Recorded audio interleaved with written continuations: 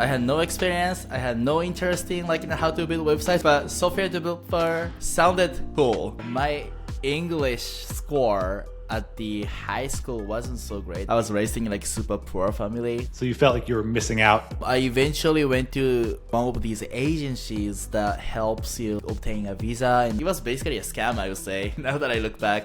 So you Googled, if I learn English, what kind of career can I do that will allow me to have a good life? And Google was like, software engineering. And you were like, okay. The next question, of course, was how am I supposed to become a software developer? Bill was like $200 or something. I was like, hey, don't worry, I got it. You know? Exactly. The most crucial thing you gotta do is to find a right person or right group or right company that takes care of you. Welcome. I am Eric, co-founder of JapanDev.com, and today I'm sitting down with Kei Yamashita. I was super excited about this conversation because I think your story is super unique and also very inspiring. You don't have a tech background, you're Japanese, and you grew up here, but you ended up getting into tech and moving overseas, basically start your career as a software developer. Then, after doing that for about 7 years in North America, you moved back to Japan. So I'm super excited to jump into that story and learn a little bit more about your experiences, both abroad and back now in Japan, some comparisons, and just how you were able to do what you did, basically, because I think you basically started from nothing and built this super unique career and have seen a lot of success. So thank you so much for joining and welcome. Thank you very much for having me today. So just to start off, I think your background is a little bit different from my typical user because you are Japanese. Can you just talk a little bit about just your upbringing, how you kind of started out in Japan?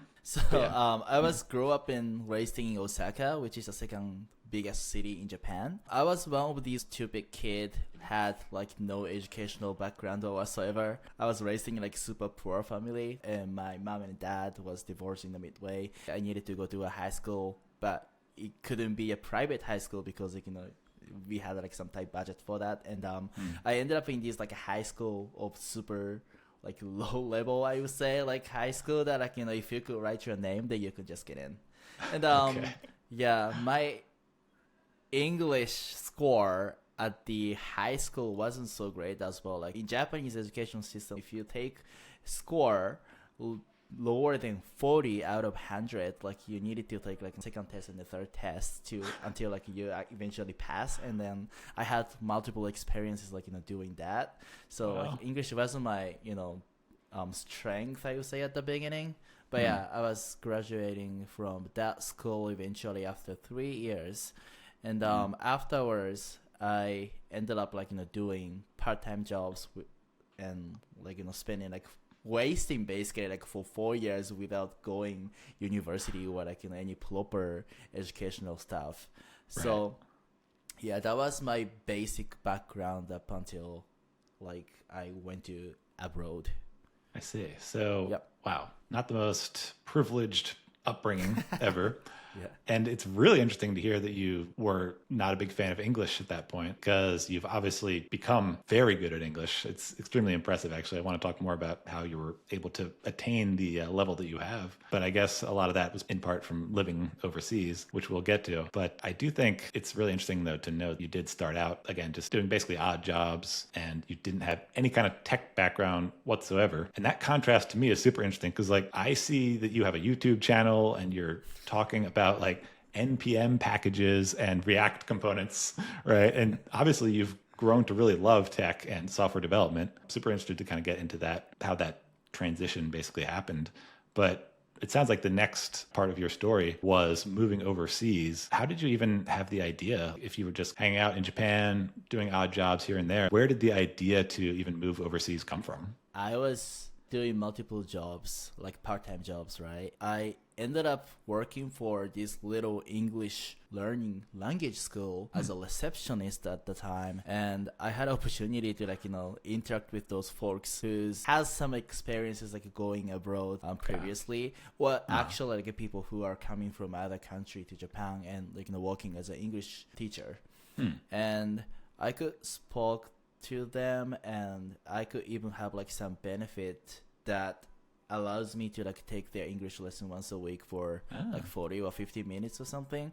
And yeah, that was the moment like it clicked me that like, hey, English is actually fun. Like, you know, I never thought like English could be like my learning material in my life. By talking to them, hearing all of those like backgrounds of those folks with the experience abroad, it felt like, hey, like going abroad isn't too expensive or hard.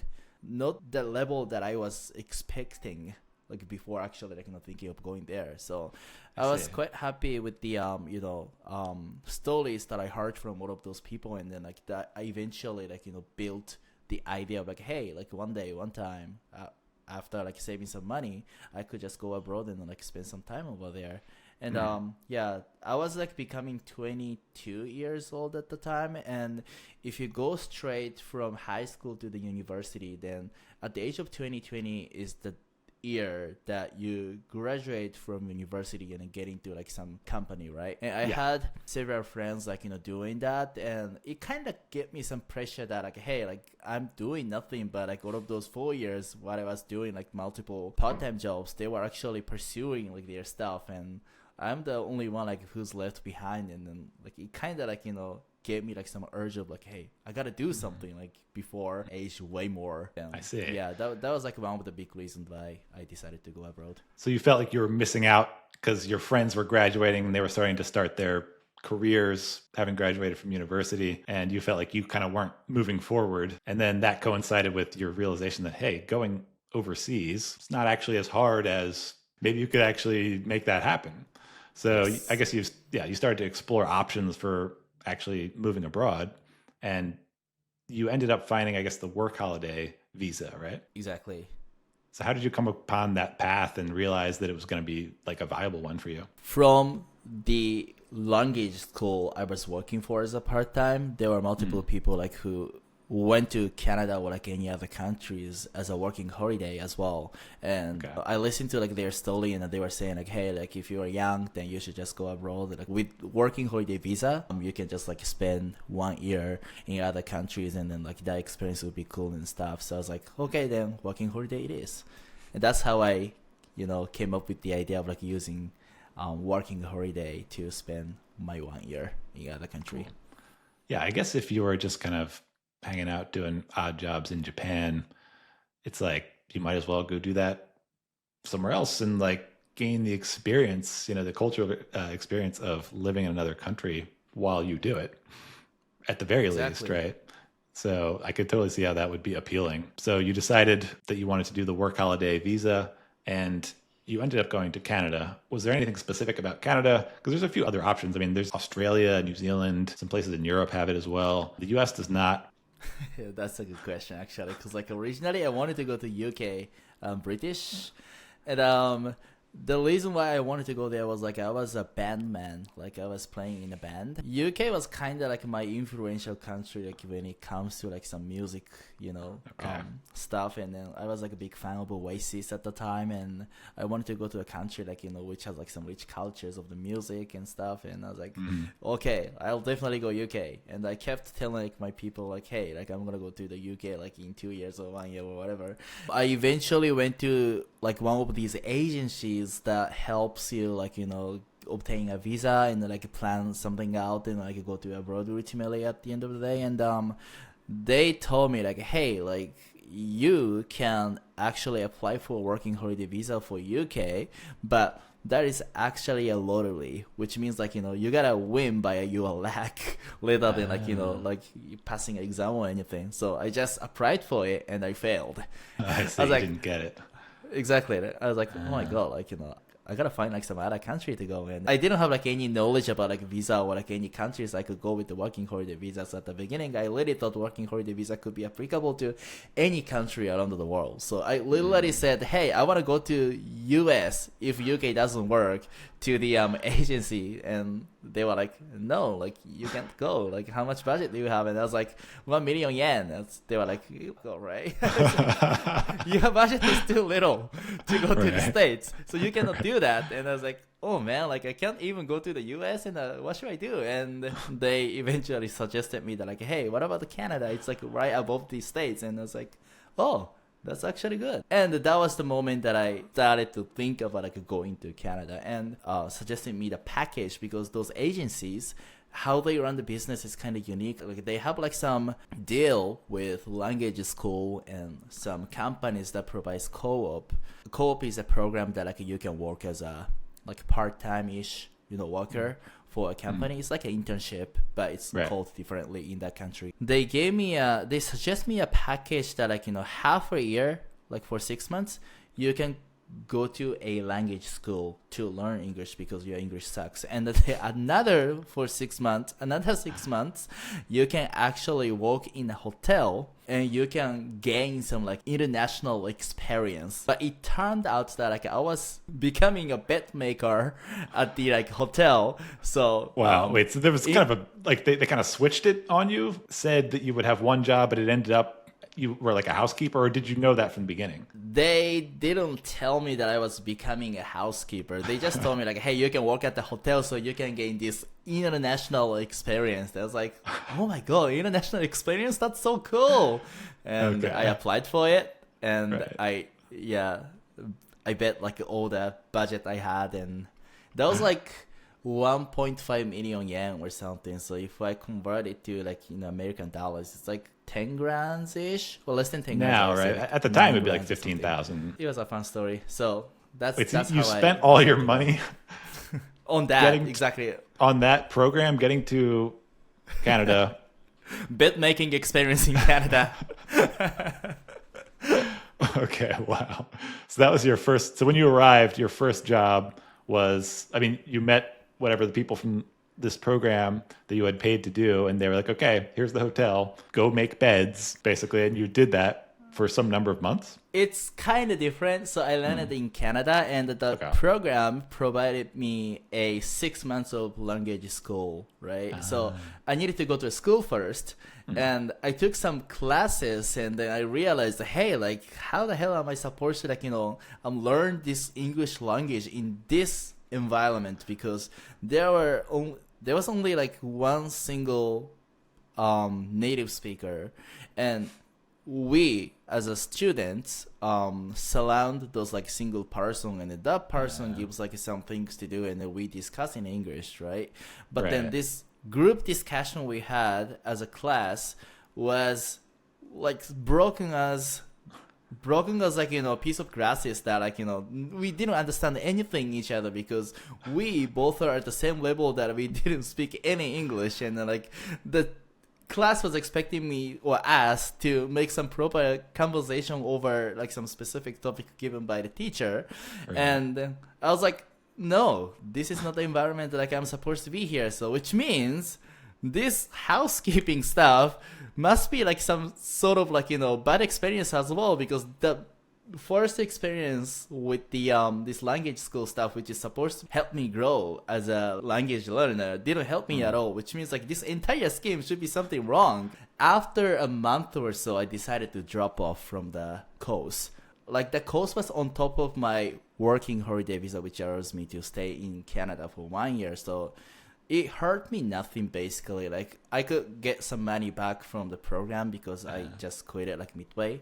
That's how I like got out of the hell of this course. I don't want to use this term, but like it was basically a scam, I would say.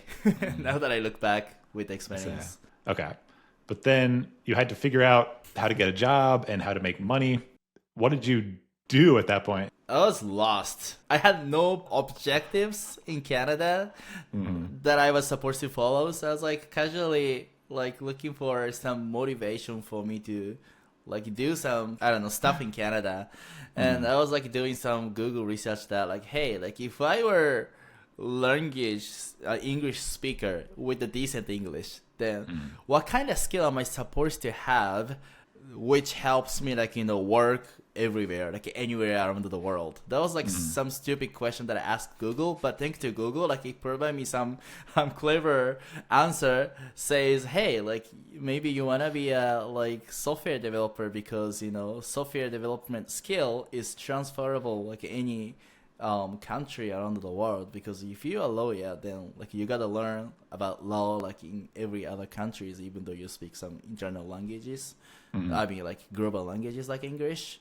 So if you learn one skill in software development, then you can do, well, you can go wherever you want, as long as you speak their language, or like as long as you have like some, willingness to learn their cultural stuff. And I was like, oh man, like this is what I want. And that was the moment that I decided to pursue my career where I am right now. So you moved to Canada, you had this very negative experience. So you Googled, if I learn English, what kind of career can I do that will allow me to have a good life? And Google was like, software engineering. And you were like, okay. Exactly. So up until that point, you had no interest in software engineering? I had no experience. I had no interest in how to build websites or whatsoever, but software developer sounded cool. And that was the motivation I had. Yeah, I think in one of your videos, you kind of talked about this. You mentioned it in the context of potentially getting permanent residency in Canada. And you were like, okay, it's pretty competitive. I want to be able to get permanent residency so that I just have options, right, to live in the West if I want to. And how can I do that? One thing I need is English. So gonna go do that, gonna learn English. And then I guess another thing is like IT or software engineering. So you were just like, okay, cool. I'll become a software developer. I was as simple as that. Yeah, that's hilarious. You must have known kind of what programming was, right? No, not at all. Actually, like when I saw that few lines of HTML code after looking programming on Google, and then I did the image research and I saw some super simple HTML image. I was like, am I gonna do this? And can I do that? And that was a good starting point to be starting something from the ground, because I had nothing, I had some money, and I had some time in abroad, and that was a perfect environment for me to start something off from the ground. Wow. All right, so then you decided you wanted to try out this software development thing. But then how did you think about where to actually go from there? And then what were your kind of next steps in actually making that happen? The next question, of course, was how am I supposed to become a software developer, especially here in Canada? I searched for it, and eventually I stumbled upon a website that is some marketing website for a private college in Vancouver, where I was at the time. Okay. Yeah. And yeah, that school was promoting, hey, software development is cool. If you get into our school, then you have 2 years of visa, which consists of first half for 1 year, you can learn about programming and stuff.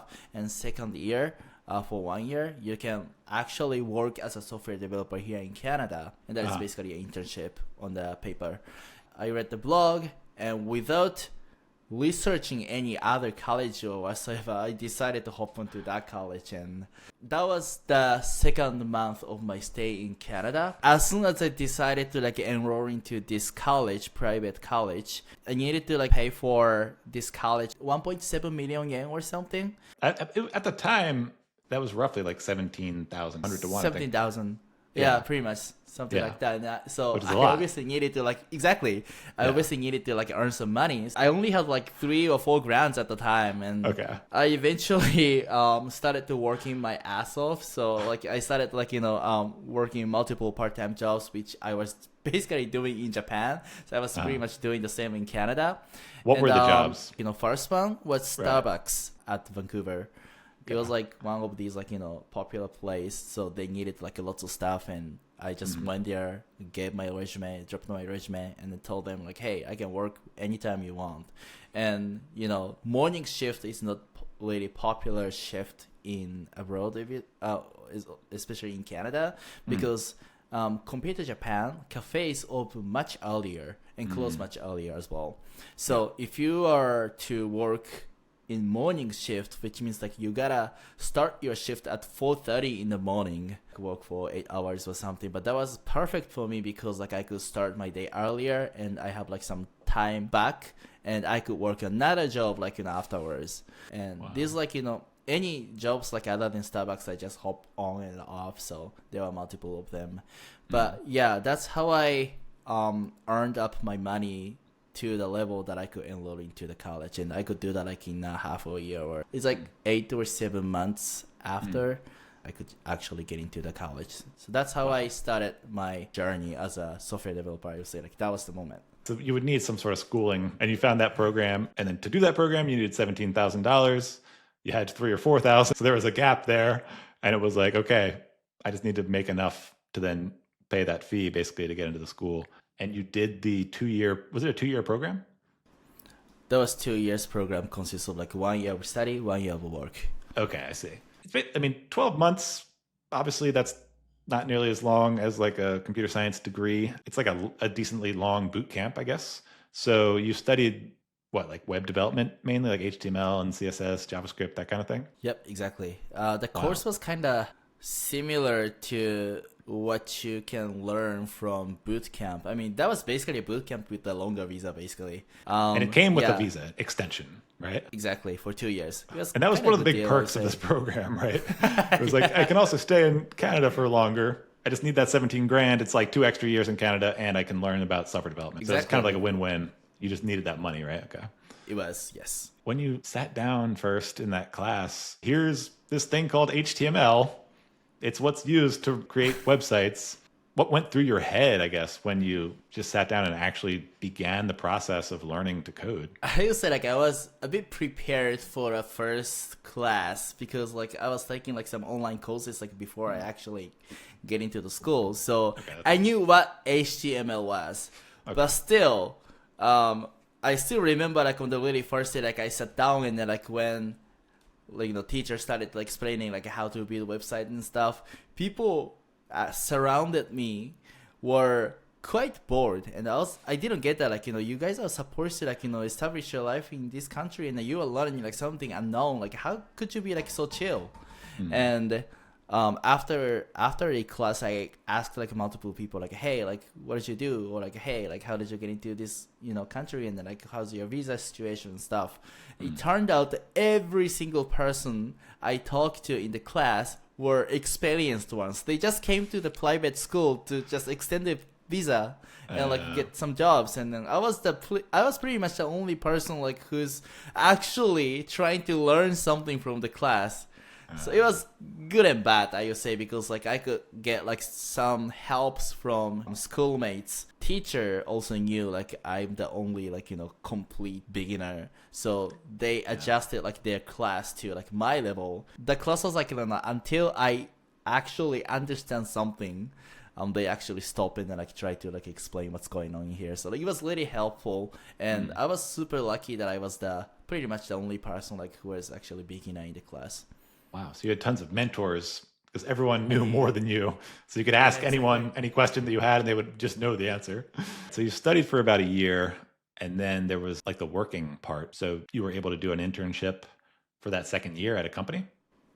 Yes. And it actually wasn't an internship. Like I actually started working as a full-time developer.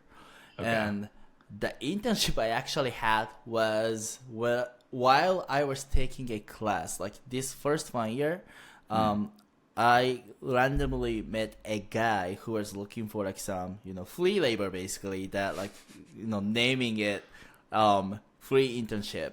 Says, hey, like whoever willing to like write some code, then come to my company so you can work here. And I was like, okay, like I can actually gain Canadian experience, like, without actually going through these hard processes to get a job. I was in. That actually helped me like getting a first job in Canada, that like I could actually write it on resume, says, hey, I was taking an internship without mentioning it was free. Yeah, completely like weird stuff. But that was the first time like I actually joined a team and developed some stuff together with some other folks. I could learn like some frameworks and like toolings such as React Native and JavaScript and TypeScript, like some practical stuff that I could use to the development rather than taking classes. Yeah, eventually like I did that for 10 months, like, up until like I get a job in Canada. And I eventually at the 10th month, while I was taking a class in the first half of the course, I could actually find a real job at the startup company in Vancouver. And that was the first time I joined the company and started my career professionally. Okay. Wow. So during that year, you had a lot going on, but you were working as a volunteer without getting paid?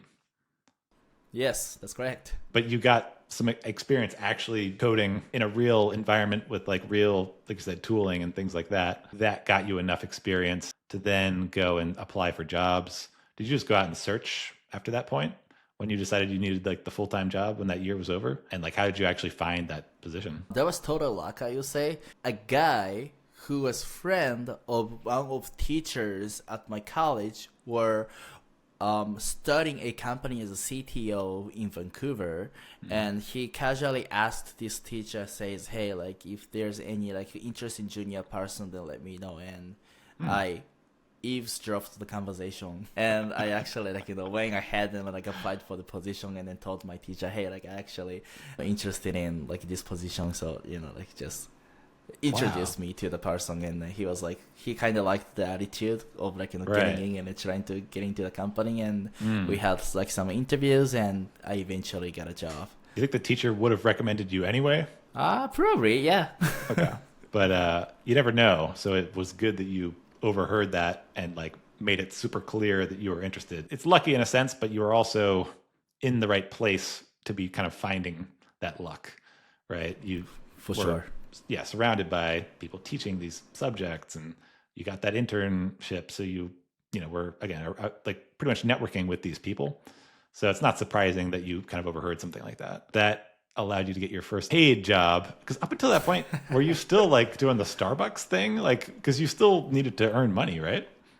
Exactly. I was at this Starbucks thing like up until the time I got a job in software development, and like, so, not gonna lie, like the first job, the salary was quite bad.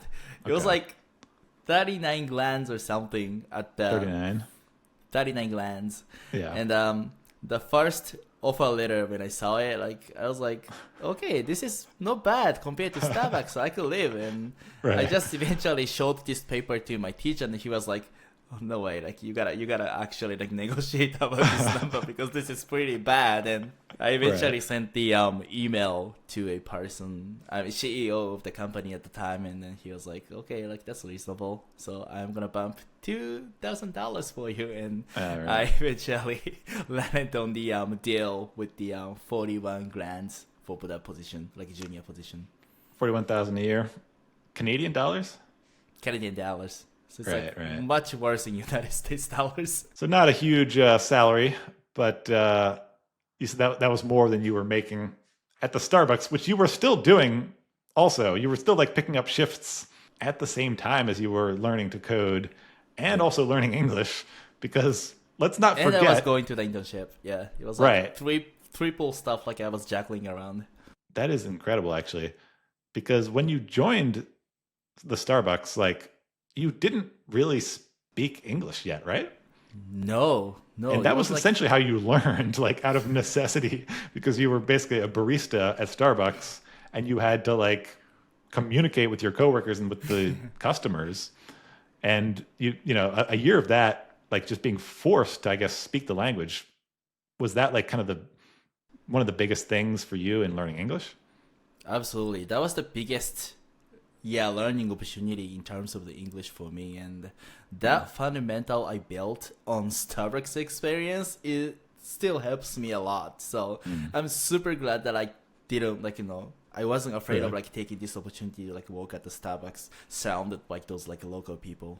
Because like people tend to go to their own nationality's restaurant if you go to some other country. And of course, like it's a like go to job, and you can earn some money and stuff. But the perspective of the learning language, it is not the best way for you to go, because you have like some colleagues from the same nationality and stuff. So you could be like in the small bubble of the your nationalities, and then you are naturally going to lose like some opportunities to go and see and interact with local people, which is the best way for you to learn some languages. So totally.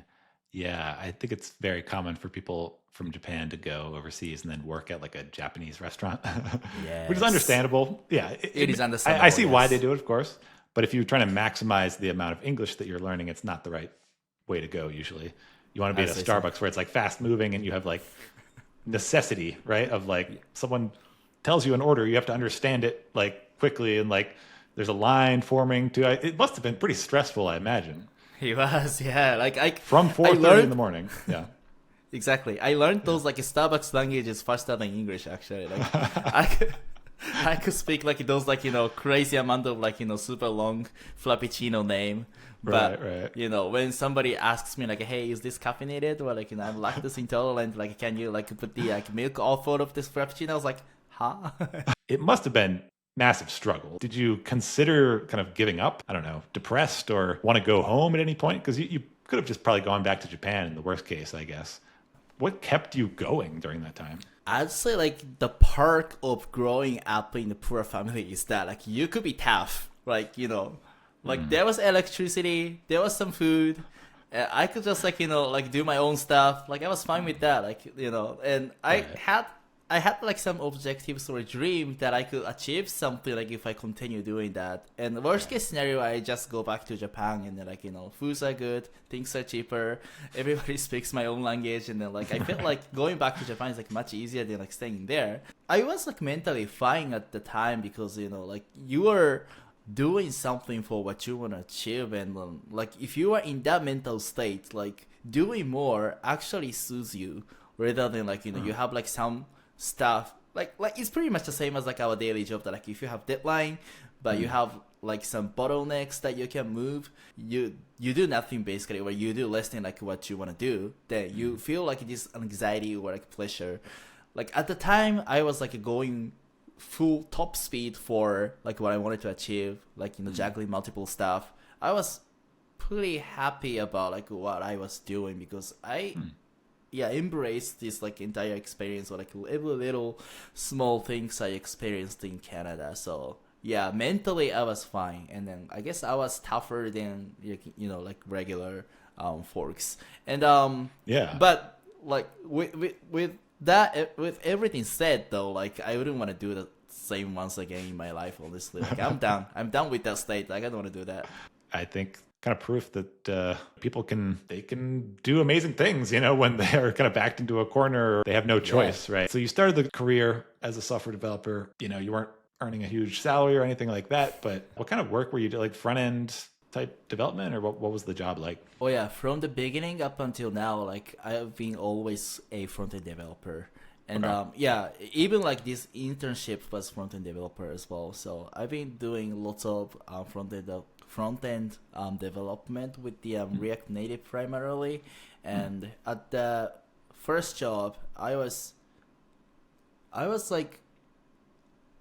like one of those like first developers who built the application for both Android and iOS using React Native. It's a good stack to kind of, I guess, start your career with, because you can kind of apply it to web development as well, or like mobile development. You can do a lot of stuff with that.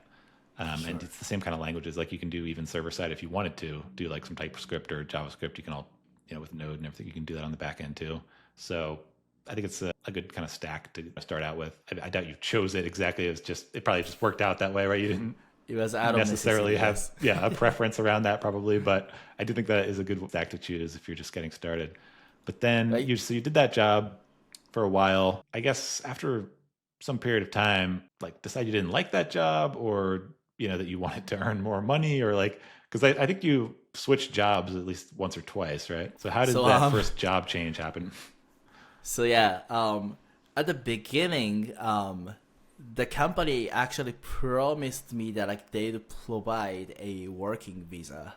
So I was kind of like I'm expecting to get some visa from that company so that I could extend my stay, and ultimately I might be able to eligible for permanent residency of Canada, so that I could like work anywhere like without having a concern for like the length of the stay or anything, or my status in Canada.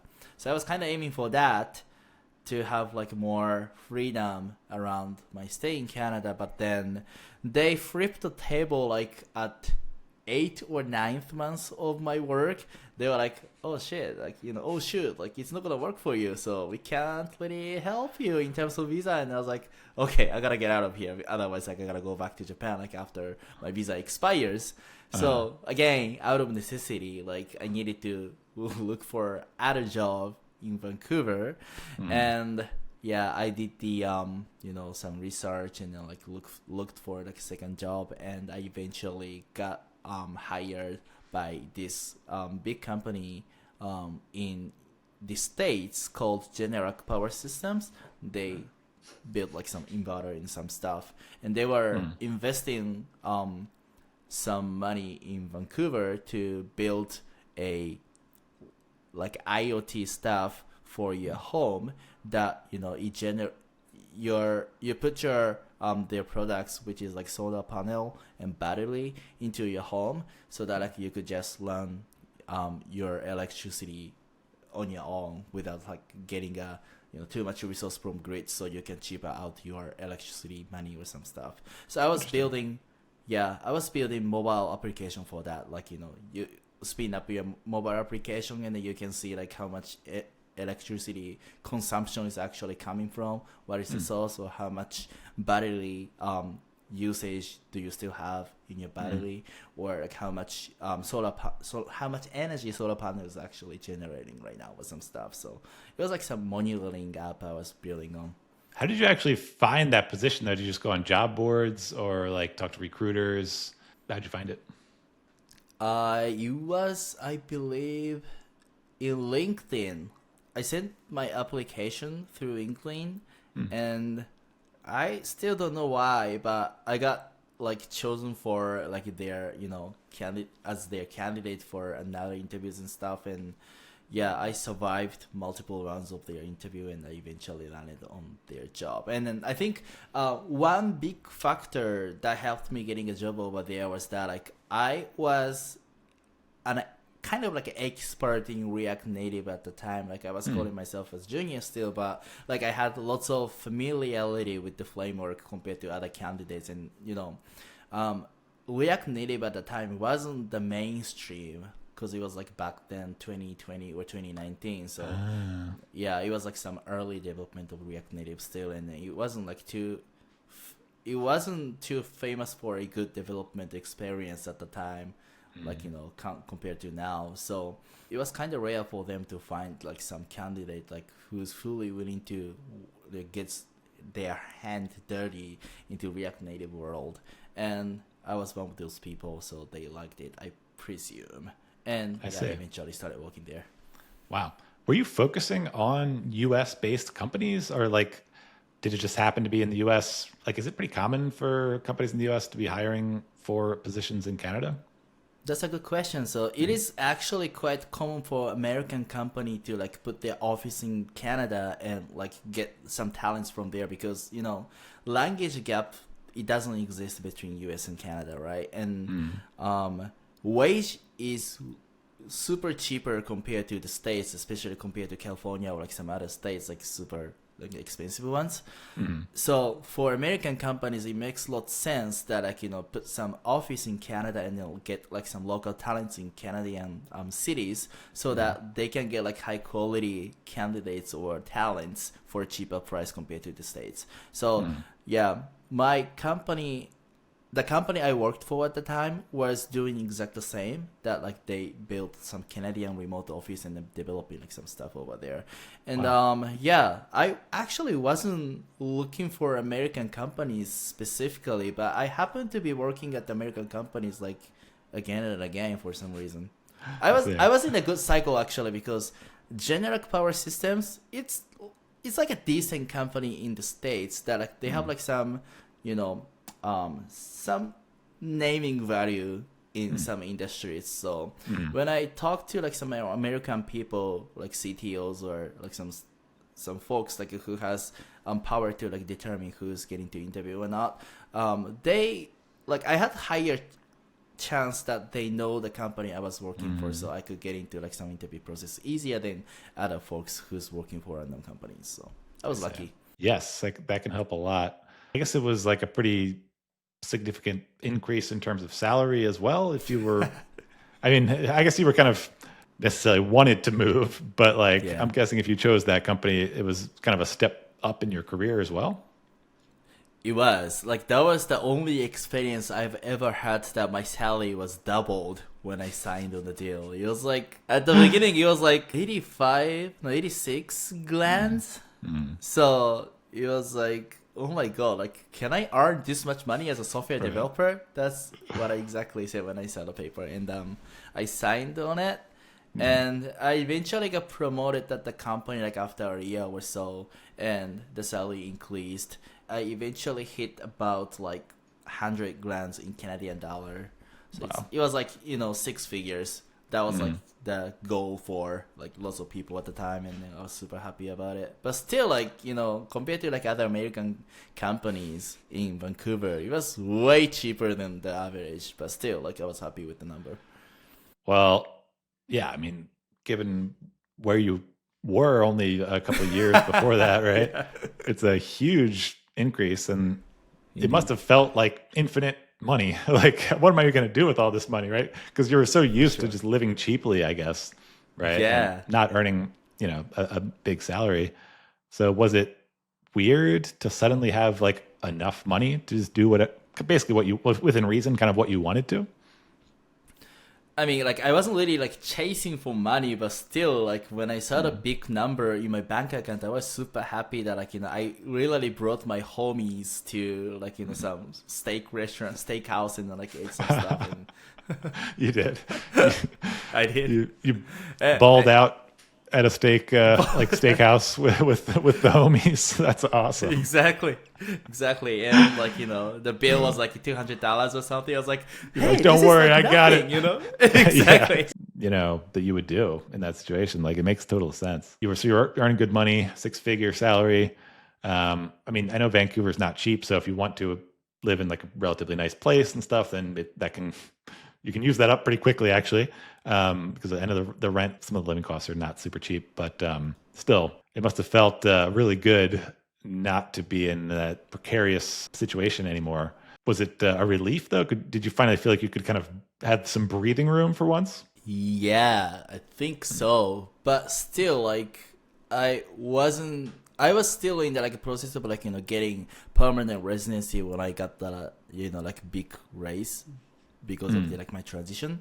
So it wasn't like big relief still, because I still needed to like, sort out like some stuff, like, documents, and like, getting some points for my permanent residency, because Canadian permanent residency works in the point system that, like, you gotta earn some specific points doing like some certain stuff, like taking high score in their language test, or like some global test like a CELPIP. No, IELTS actually. IELTS was the external one, right? And like English they have test. like their own exactly, and they have their own English test called CELPIP, and if you could like get higher score, then you get like more points, and if you are younger, then you get more higher points, and even your salary was like part of the system actually, like that. Like the more you earn, the more points you get out of like this point system. So there were like lots of considerations that I needed to make to obtain this like permanent residency of Canada. And the minimum requirement for you to even apply for the program for the permanent residency, they have multiple of them. I needed to have more than 2 years of experience as a software developer. So at the time, like I was looking for it, so I needed to work a little bit more to be qualified for that course, and I eventually did, and I got a permanent residency of Canada while I was working for Generac. That's and awesome. that moment I could breathe.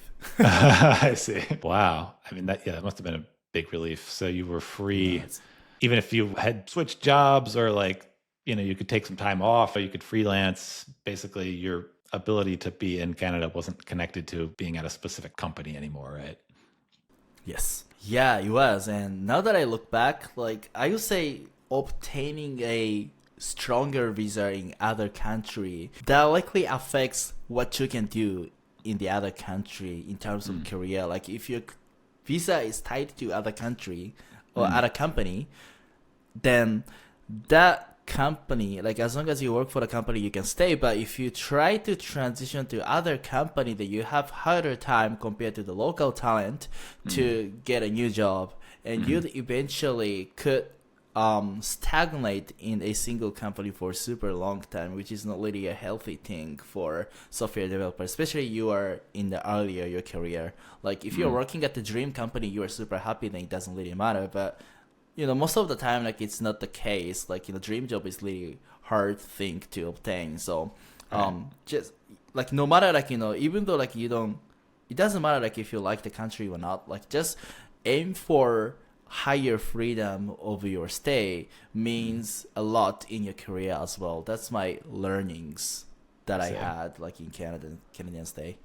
So you establish yourself as a software developer in Canada, in Vancouver, and then you continued to work several more years even after you got the permanent residency. Did you switch jobs again at some point?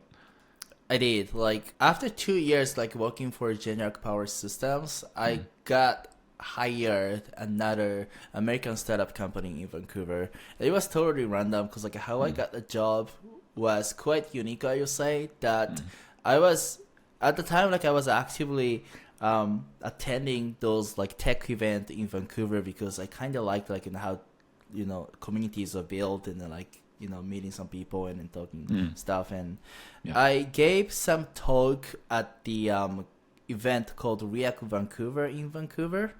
And the talk I gave was about, like, TypeScript and, like, the type system. And there's actually a thing called soundness to it. And then, like, if your type is, like, more sound, then it's great kind of stuff. Like, it was pretty, basic stuff, I would say, now that I look back. But still, like, there were a CTO of the company who was actually, like, actively looking for some talents in Vancouver.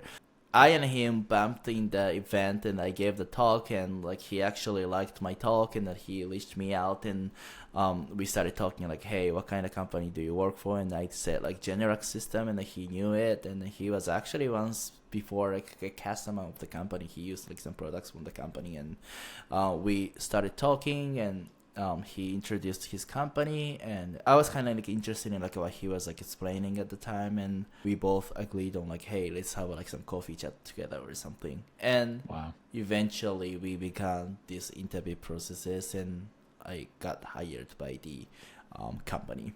It was the first true, like, American company, I would say, because, like, this Generic System, they had this remote branch in Vancouver, but this branch in Vancouver actually was once before a company.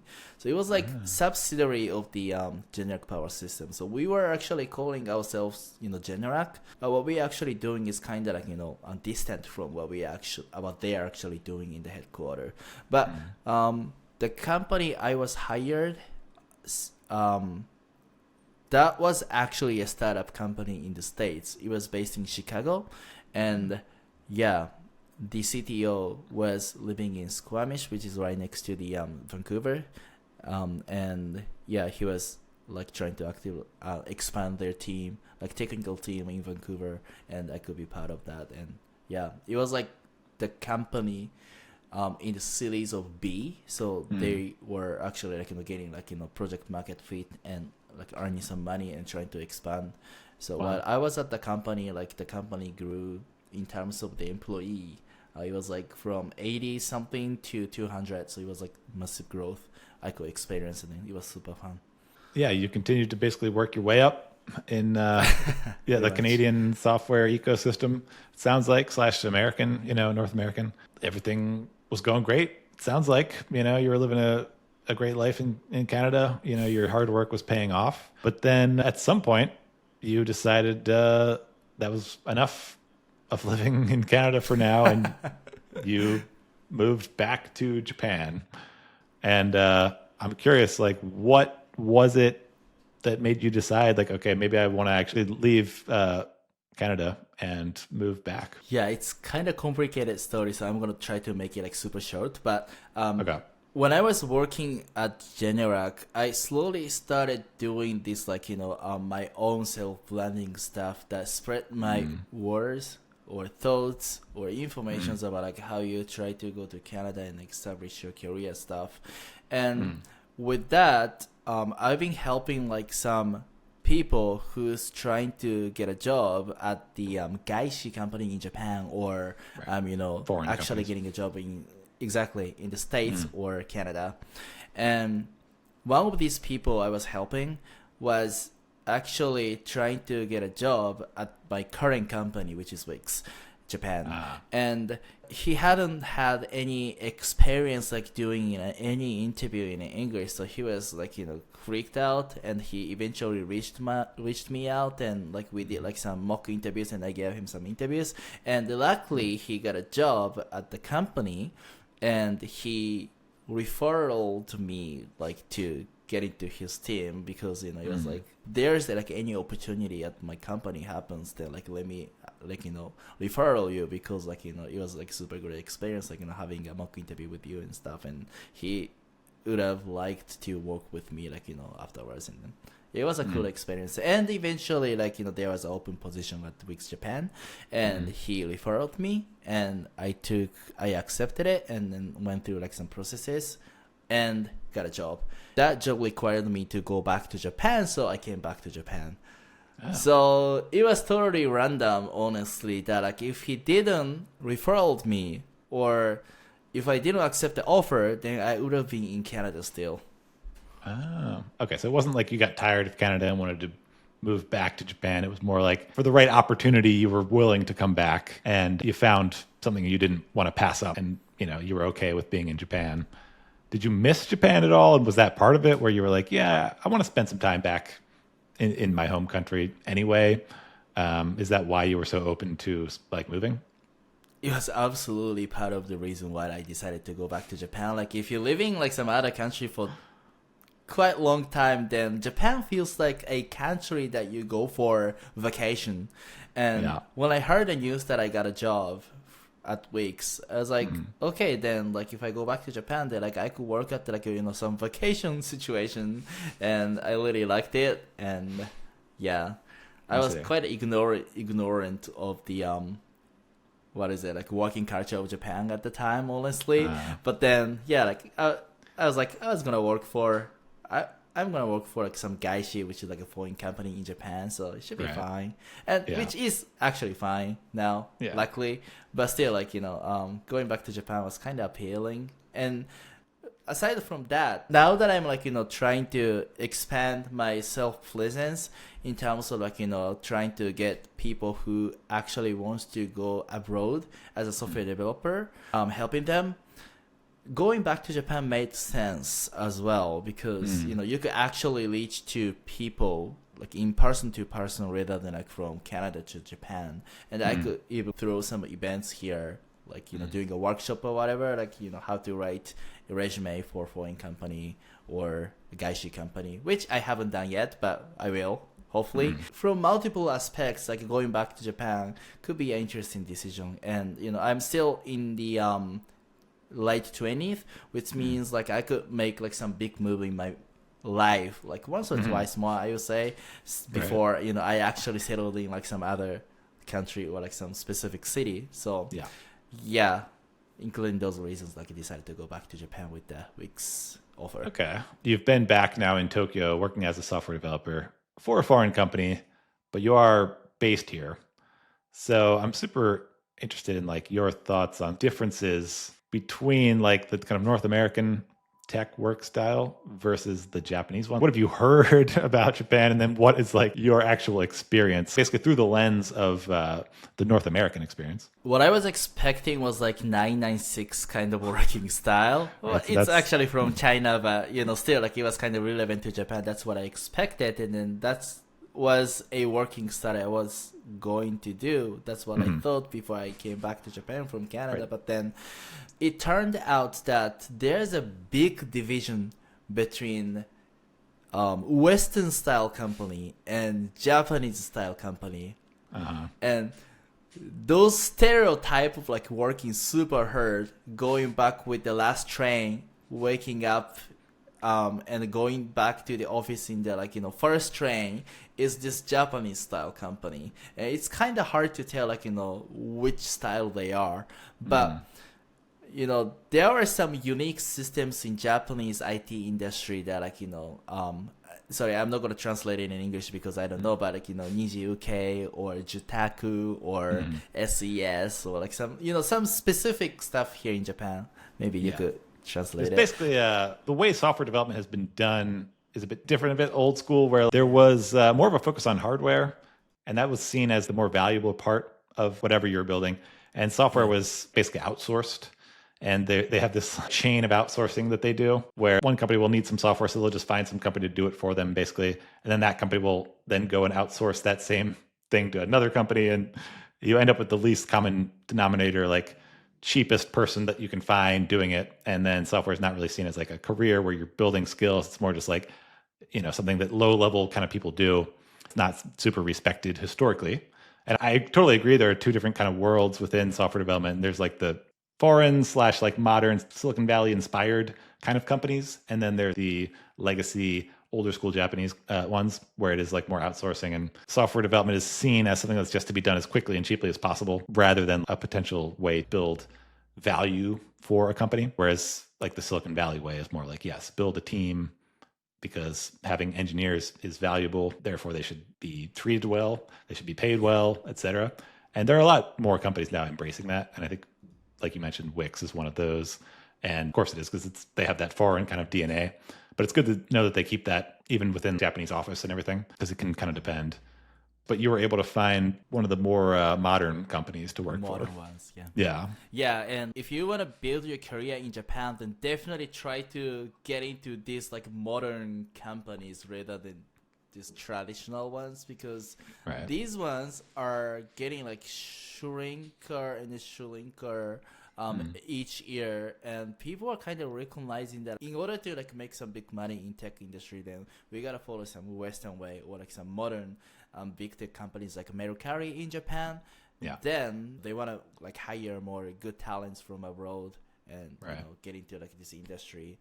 And if you get trapped into like this traditional one, then it is really hard to get out of it, because if you work too hard and exhausted and then like being burnt out or depressed, then you can't really think of the way to get out of this environment. Like you are kind of like, you kind of become a gear of a company. And it's really hard to like getting out of the situation. So it's definitely like super important to like look for some path or way to get into this like modern company, which is more close to Western culture, like American or Canadians or Europeans, I would say.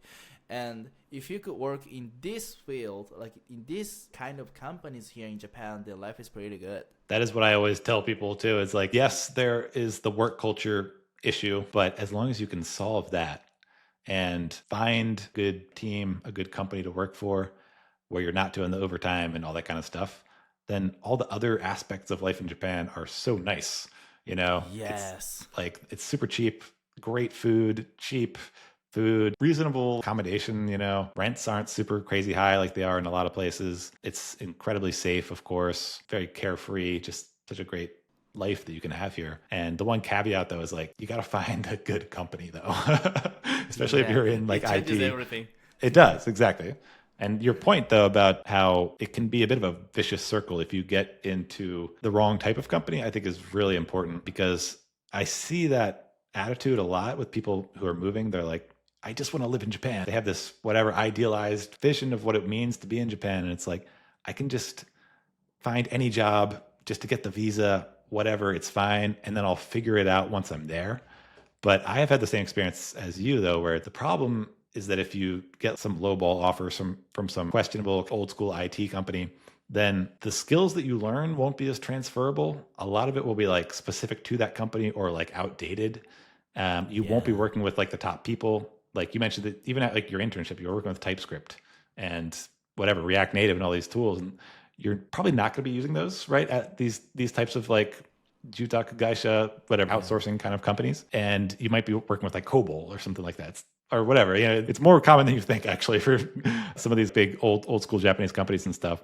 So it can actually be really hard. And then, like you said, you are working overtime, a lot of overtime. So at the end of the day, you're super tired and you're not going to go really build whatever side projects and learn the skills that you do need to actually get out of that and work at like a more modern company, like a different tech stack. So you can get trapped. And what I see happen, unfortunately, is like people experience that and then it just kind of ruins Japan for them. And they decide like, oh, working in Japan sucks.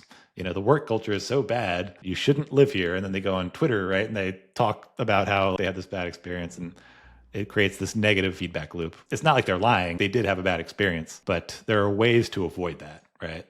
So Yeah. I think, at the end of the day, you just got to be really selective. And it's really hard to tell, though, which group a company belongs to as well. So one thing we're trying to do with Japan Dev Job Board is like really have it curated and only showcase companies that are on the modern side rather than the legacy problematic companies, right? So we're trying to help people find those ones and avoid the pitfalls, right?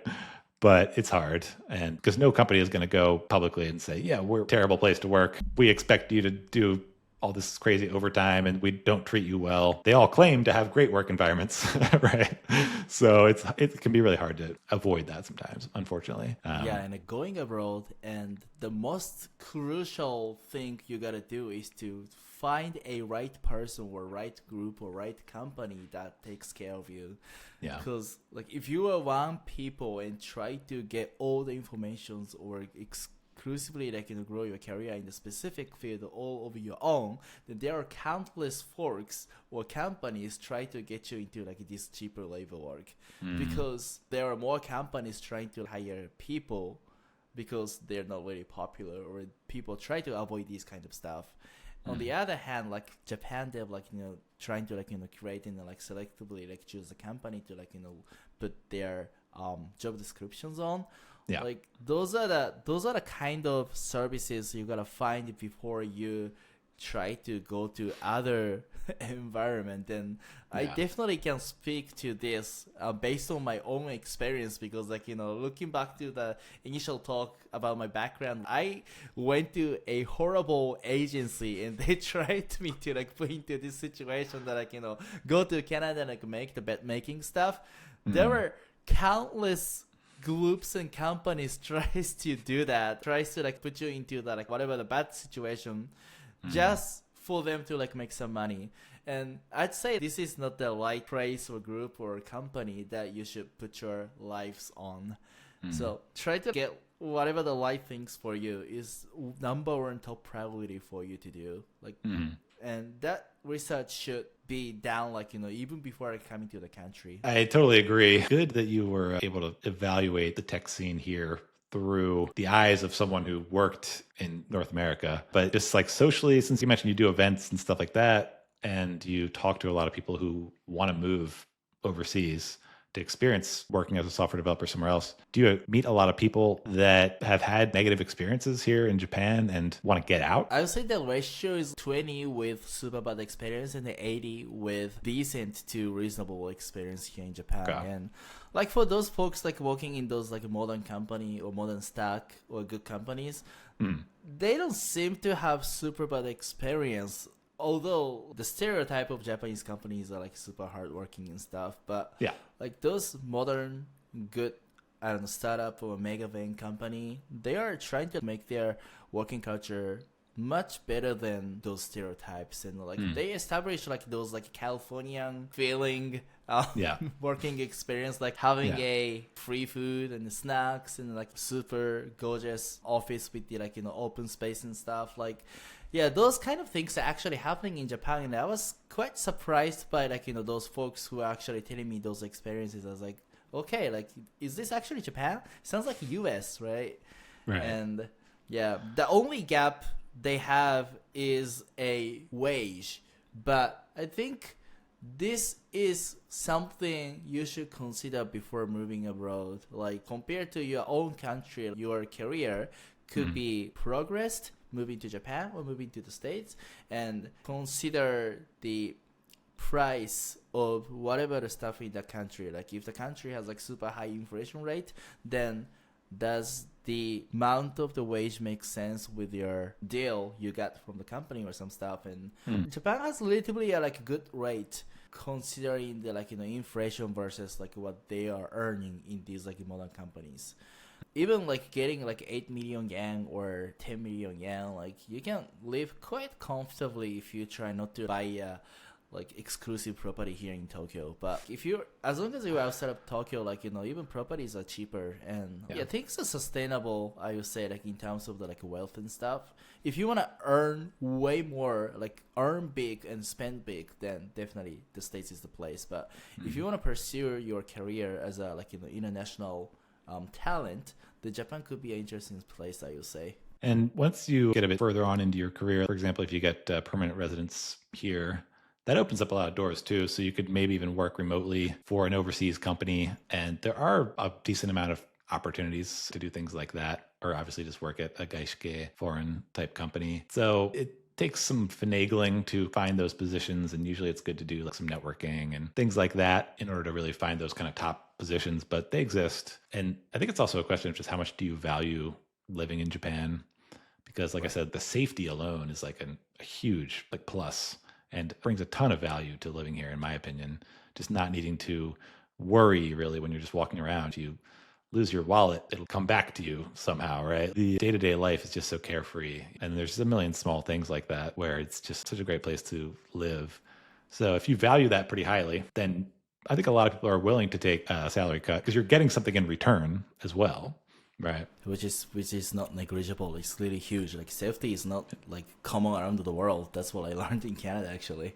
And Canada still is considered a safe country, but the safety and like the convenience coming from safety is whole lot different level.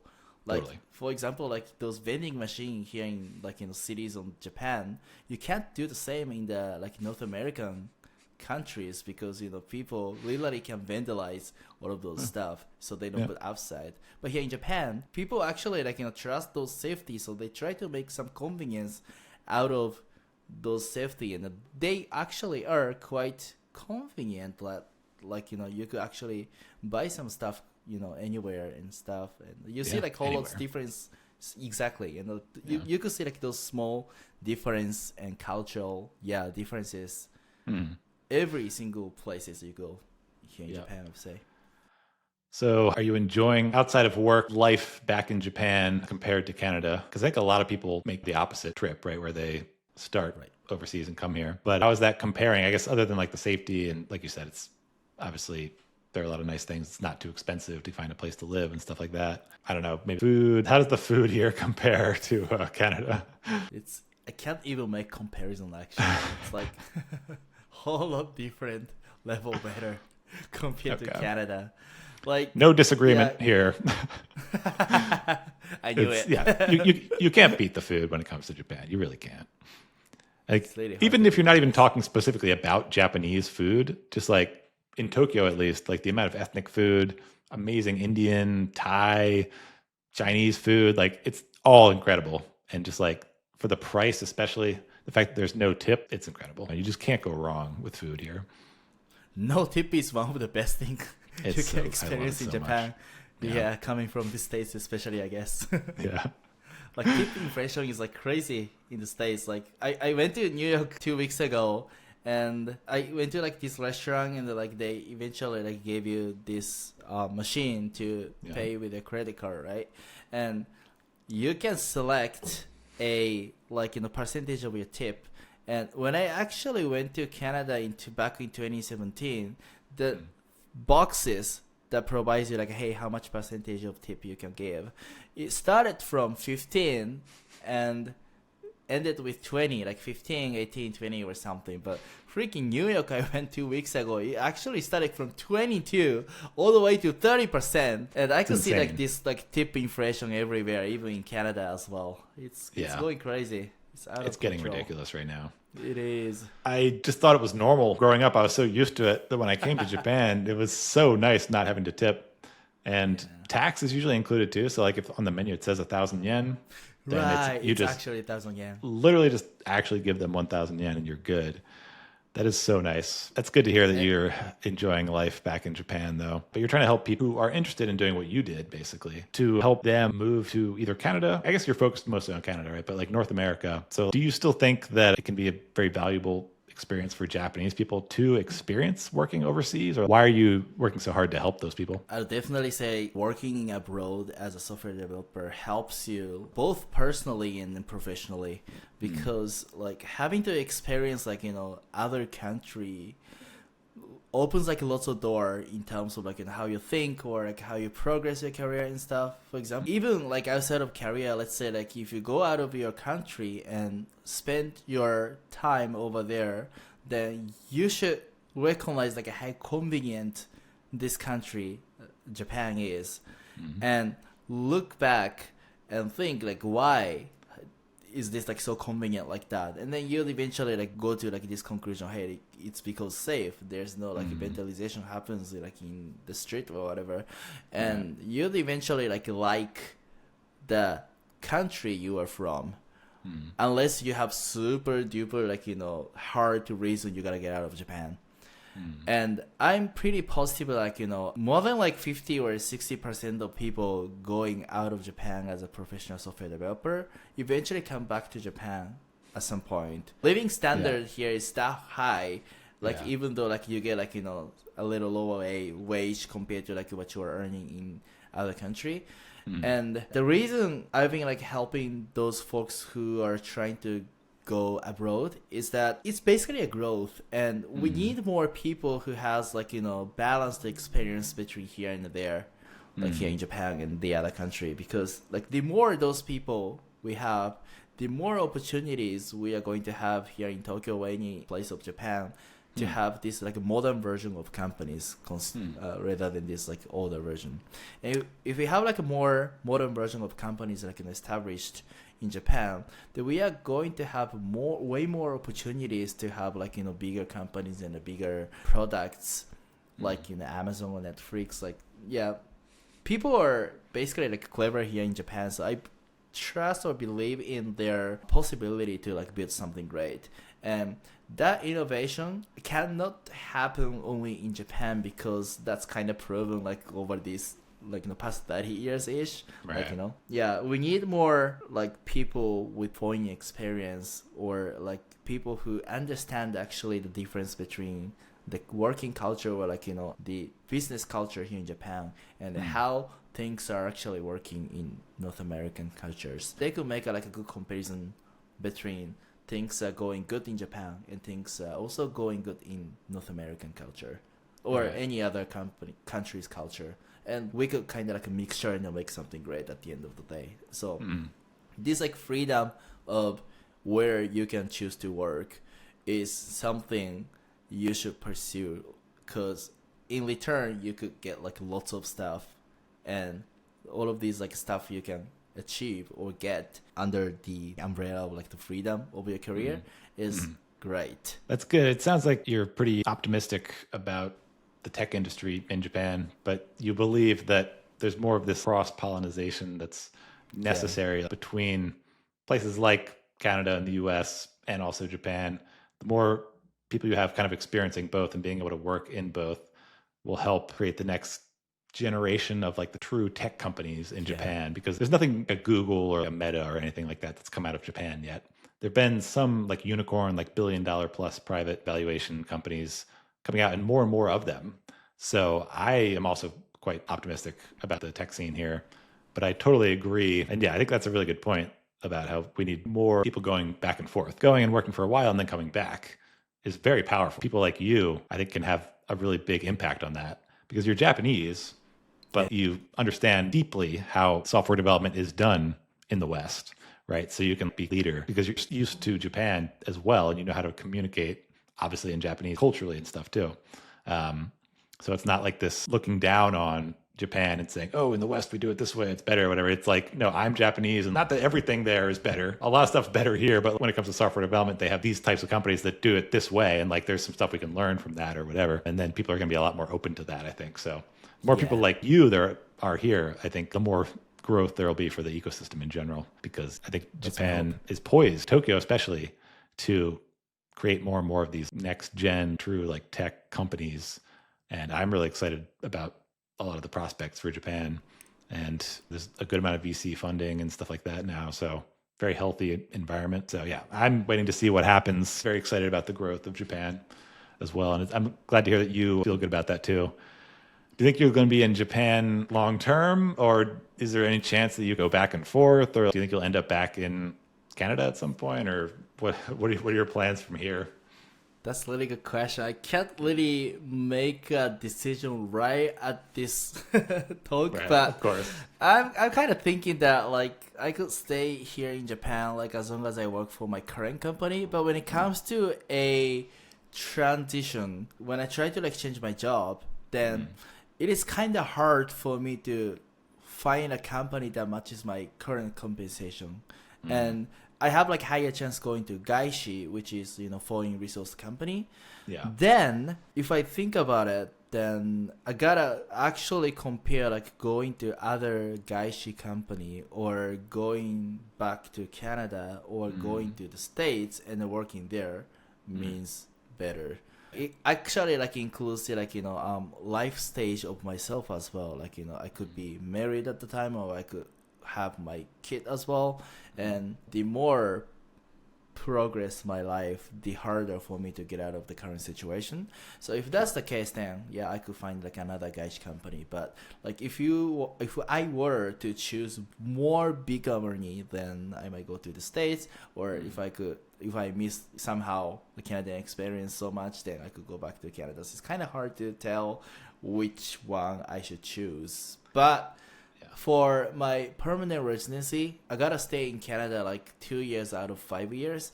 And I've been in Canada after getting a PL like only for a year and a half.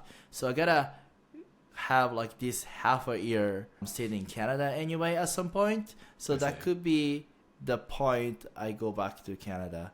Or forget about Canada, staying, Japan. Yeah.